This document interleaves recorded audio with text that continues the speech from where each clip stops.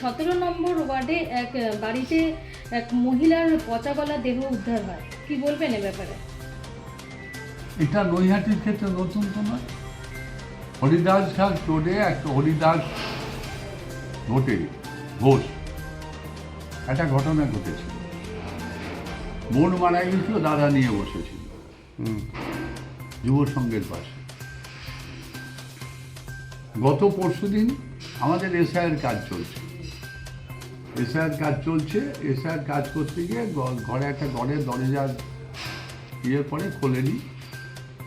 পরবর্তী ক্ষেত্রে ওইটা কিছু নজরে আসে এলাকার মানুষ। 22/1 শাস্তিপাড়া রোড, 17 নম্বর ওয়ার্ড। সেইখানে দরজায় করে দেখা যায় যে ঘরের ভেতরে 55 বছরের, নামটা বলে যাচ্ছে, তৃপ্তি নন্দী, 55 বছর বয়স আনুমানিক।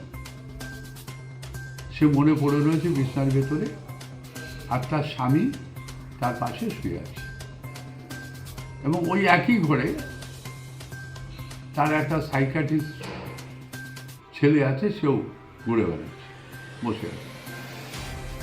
এলাকায় মানুষ আমার কাছে খবর দেয়, আমাকে সে বলে, আমি ঋতুরাজ বলে একটা ছেলে আমার কাছে এসে বলে, আমাদের দলের কর্মী। বলার পরে আমি সঙ্গে সঙ্গে থানায় ফোন করি, বড়োর কাছে। তারা নিজের আসেন।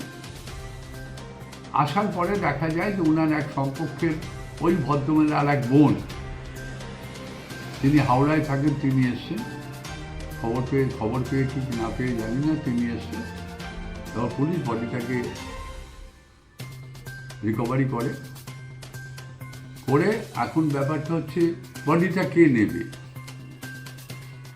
যে ভদ্রলোক, তার স্বামী সুস্থ অবস্থায়, মানে সুস্থ নয়, সেও অসুস্থ অবস্থায় তার পাশে শুয়েছিল, তাকে হাসপাতালে পাঠানো হয়।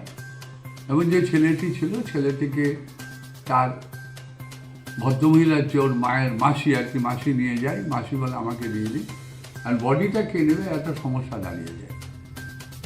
আমাদের কাছে মানে বডি হ্যান্ডওভার সার্টিফিকেট নিতে আসে, আমরা সেটা দিতে পারি না। তার কারণ ভদ্রমহিলাকে আমরা চিনিও না, আর এলাকার মানুষও কেউ আইডেন্টিফাই করতে পারছেন না যে এলাকার ওই ভদ্রমহিলার ওটা বোন।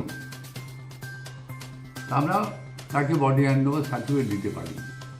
আমার কাছে আজ সকালবেলা এসেছিল, কিন্তু আমি দিতে পারিনি।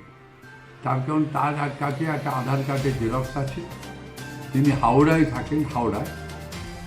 আমি এলাকার মানুষেও আইডেন্টিফাই করতে পারলাম না যে ভদ্রমহিলার সঙ্গে ভদ্রমহিলার বোন বা দিদির সম্পর্ক আছে।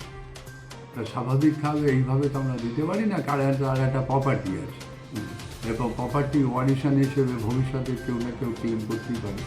তো সেই জায়গায় আমরা দিতে পারিনি। আমি গতকালকে থানাকে বলেছিলাম, বড়বাবুকে বলেছিলাম যে আপনি এক কাজ করুন, ওটা দাম ক্লেম বডি হিসেবে রেখে দিন। এখন থানা অবশ্যই তো পিএম হবে, প্রশাসন সিদ্ধান্ত নিয়ে যা সিদ্ধান্ত নিয়ে প্রশাসন নেবে।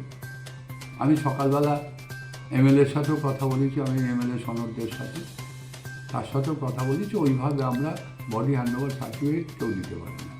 তাহলে দেহটি কি ময়নাতদন্তে পাঠানো হয়? অবশ্যই পিএম তো হবেই, ময়নাতদন্ত পোস্টমর্টম তো হবেই। বডি তার মৃত্যুটা কি করে হলো।